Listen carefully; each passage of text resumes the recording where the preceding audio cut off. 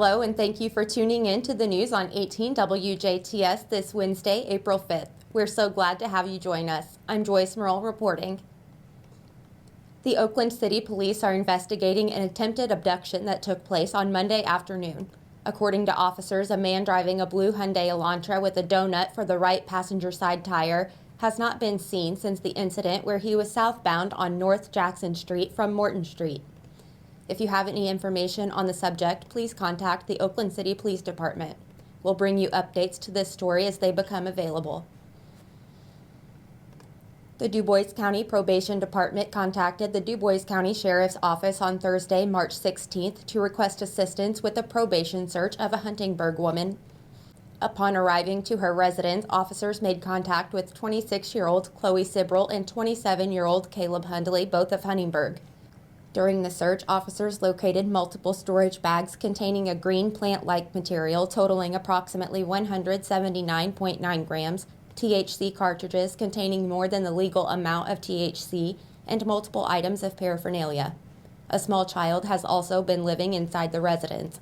Both Sibrel and Hundley were taken to the DuBois County Security Center. 26-year-old Chloe Sibrel has been charged with a Level 6 felony for neglect of a dependent, a Level 6 felony for dealing in marijuana over 30 grams, a Class B misdemeanor for possession of marijuana, and a Class C misdemeanor for possession of paraphernalia.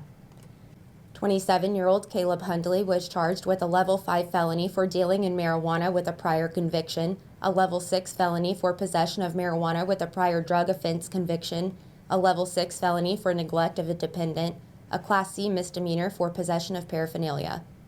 Hundley was issued a $1,500 bond and later released from the DuBois County Security Center. Sibrel is currently being held pending her probation revocation. On March 22nd, an arrest warrant was issued through the Daviess County Superior Court for Caleb Hundley for failure to comply with placement in reference to an operating a vehicle while intoxicated with endangerment charge from an incident that occurred in Daviess County in 2019. On March 23rd, detectives with the DuBois County Sheriff's Office attempted to locate Caleb Hundley at his residence in Huntingburg in regards to the Daviess County warrant and were unsuccessful. Later that afternoon, deputies attempted to locate Caleb Hundley at his mother's residence in Jasper and upon their arrival smelled the odor of burnt marijuana emitting from the residence.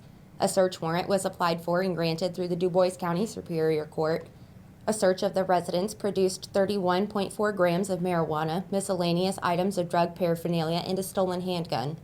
55-year-old Christina Hundley of Jasper was charged and cited in the DuBois County Superior Court for a Level 5 felony of theft of a firearm, a Level 5 felony for possession of a firearm with an altered serial number, a Level 6 felony for maintaining a common nuisance, and a Class C misdemeanor for possession of paraphernalia. 20-year-old Ruth Hundley and 18-year-old Case Eckert were also inside the Christina Hundley residence and have been charged and cited into court on the following charges: a Class B misdemeanor for possession of marijuana and a Class C misdemeanor for possession of paraphernalia. On Monday, March 27th, the DuBois County Sheriff's Office jail staff received information that Caleb Hundley was staying at a hotel in Evansville. Officers entered the hotel room and located Hundley. A search warrant of the room was then applied for and granted by a judge. Officers executed the search warrant, which produced an abundance of suspected marijuana and a gun case inside the bathroom toilet, 2 handguns with loaded magazines, a digital scale, plastic baggies, and $2,990 in U.S. currency.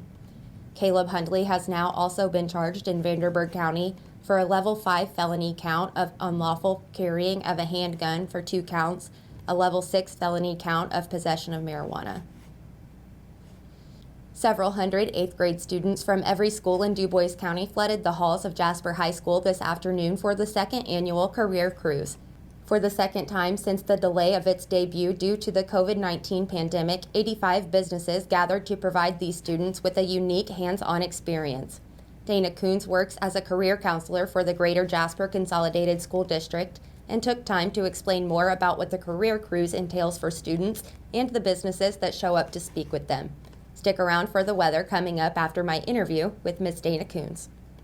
Thank you for being here. I appreciate that. You all and 85 others from industry who have joined us here today to give 8th graders in Du Bois County. We have all 5 Du Bois County schools here today with their 8th graders, and they are getting a taste of what is offered in careers right here in Du Bois County. Our 8th graders have a Preparing for College and Careers course where they study the 16 national career clusters, and then, like I said, 85 industry partners show up here today and give kids a real window into what that looks like here in Du Bois County. Absolutely. It's a great way to encourage our youth into what industries are available here so that hopefully when they complete their high school diploma or higher ed that they do come back and invest in Du Bois County. Is there any kind of project that the kids do after the career cruise about what they've learned here today? Sure. So in their Preparing for College and Careers classes, the answer is yes. I can speak for Greater Jasper as I work in career counseling for Greater Jasper and the other county schools as well. Go back. The larger picture that I would talk about is that the 8th grade career cruise is part of the general scope and sequence that we do in 6th through 12th grade. So these 8th graders will have the opportunity to go back to their schools and as they transition into 9th grade and talk about all of the different companies and businesses that they've talked to today. And then in the 9th grade, they'll have the opportunity to go out into the workforce in an event called the Tour of Opportunity. So we kind of have it on a sequence that makes sense for each grade level. Our juniors and seniors in May attend job fair. So while today is more of an education for 8th graders studying 16 career clusters, those juniors and seniors are looking at what's out there today if I'm looking for a job today. Absolutely. It sounds like a holistic approach to a child's interest to get them kind of informed about what's available in the workforce as it relates to what they're interested in. I think that's an absolutely incredible thing, especially in the school system. That's right. Is there any one favorite part that the kids have about this day in particular? Ooh, that's a good question. This is only our 2nd year. We had plans to start this the year of COVID when we all shut down. So this is just our 2nd year. And I just think that our industry partners, you all included, with this sort of setup, just knock it out of the park with hands-on activities. So the kids just love getting to each booth and getting their hands in and actually learning what those jobs and what those careers look like. And lunch, of course, they all look for lunch, right? They're 8th graders. But I think the hands-on opportunities that our industry partners engage kids with is the short answer to your question, definitely. Absolutely. It's a good opportunity for them to learn, but also a good opportunity for us to be invested in our community and enjoy the day with everybody. Yeah. Thank you so much, Dana. Thank you. And thank you for watching. You've been tuned in to 18 WJTS, and I'm Joyce Murrell. Good night.